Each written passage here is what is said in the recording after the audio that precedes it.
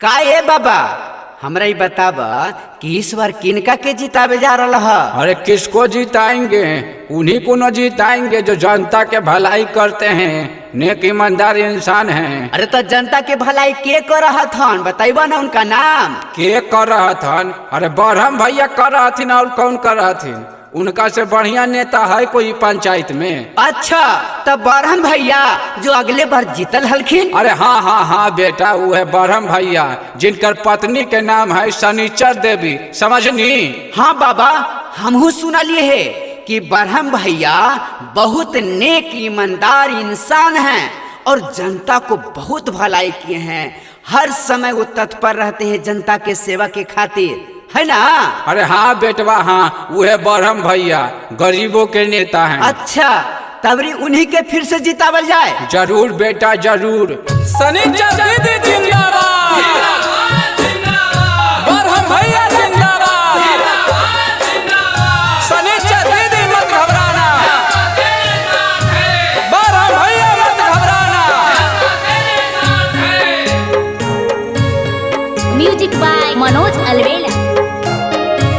आगे माई हमारो शनिचर देवी गरीब बन के सनम जी आज सुनल ही यही चौड़ा पंचायत में बड़ी न के नम जी आज बड़ी न के नम जी गरीब बन के सनम जी आज फिर से बनई है चाची बरहम भैया के मुखिया जी आज सुनल ही है खुसरूपुर प्रखंड में बड़ी न के नमवा जी आज। दोस्तों बरहम भैया और शनिचर दीदी के कहना है कि चौमुखी विकास होगा यही मेरा इरादा है, चौमुखी विकास होगा यही मेरा इरादा है, सबका सपना पूरा होगा यही मेरा वादा है। चौड़ा पंचायत का मुखिया कैसा हो, माँ बहनों का मुखिया कैसा हो, खेत मजदूर किसानों का मुखिया कैसा हो।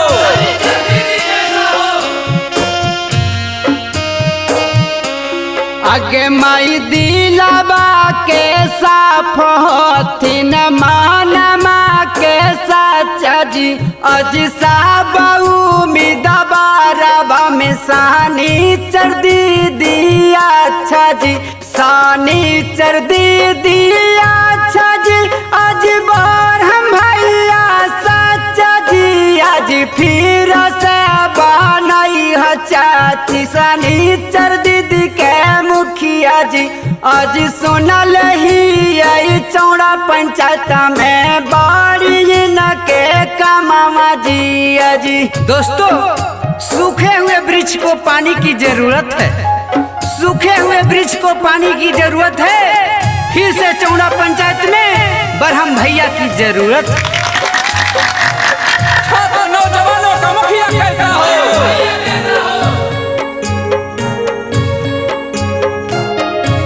आगे महिमा जादूरा किसान भैया दी सब धया नवाजी अजी इंदराया बास दिल थुन बिरध पे नासनवाजी आज बिरध पे नासनवाजी आज पाक के माँ कनमाजी आज फिर से बनई है दीदी बरहम भैया के मुखिया जी आज सुनल ही यही चौड़ा पंचायत में बड़ी न के नमवा जी आज। दोस्तों परवाह न करो जमाने का, परवाह न करो जमाने का चाहे सारा जमाना खिलाफ हो, परवाह न करो जमाने का चाहे सारा जमाना खिलाफ हो, मुखिया उसी को चुनो जो सच्चा और साफ। चौड़ा पंचायत के चाचा चाची जिंदाबाद, चौड़ा पंचायत के दादा दादी जिंदाबाद, शनिचर दीदी जिंदाबाद। आगे माई गाँव में नाली गली दिलथुन बाना बाई जी आज घरे घरे नाला जाला दिलथुन जी आज गाली बाला बाई जी आज नाला लगा बाई जी आज बरहम भैया के जीतई ह चाची हे करथु न भलाई जी आज सुनल ही यही चौड़ा पंचायत में बड़ी न के न मामा जी आज बड़ी न के न मामा जी आज सुंदर न के कमामा जी आज फिर से बनई ह चाची बरहम भैया के मुखिया जी आज सुनल ही यही चौड़ा पंचायत में बड़ी न के कमामा जी आज फिर से बनई है भैया शनिचर दीदी के मुखिया जी आज Recording by Manoranjana Studio.